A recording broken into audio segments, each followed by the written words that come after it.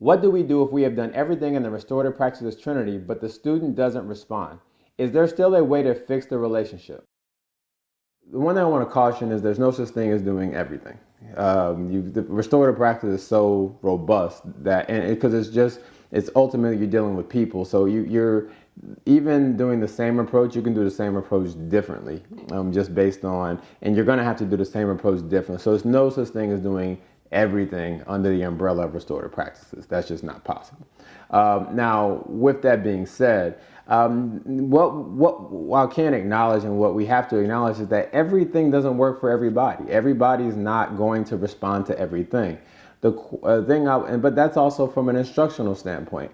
You can, as a teacher, you can try your best as far as in teaching math and teaching this particular and trying different approaches from a different strategy to teach a kid a certain concept, and it's just not going to work for every single person.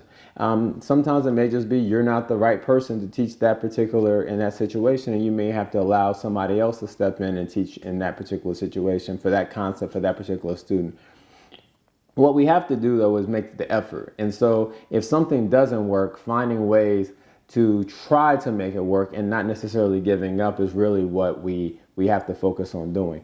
There were situations where I just wasn't able to reach a student. I'm not going to pretend I was able to reach every single student, but I always put forth the effort in trying to reach every single student. And even when we had to resort to doing things that were more traditional, more punitive, I even came back and said, we're going to keep trying this and we're just going to try different approaches with things.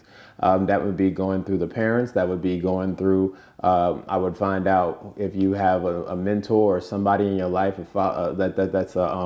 that's influential. Like, we would just try pretty much as many things as possible. And even with those students that I felt like I threw the kitchen sink at, I didn't try everything. And so I think it's just a matter of understanding that as long as they're in our presence, we have to put forth an effort. And so there are times that we are going to have to resort to suspension.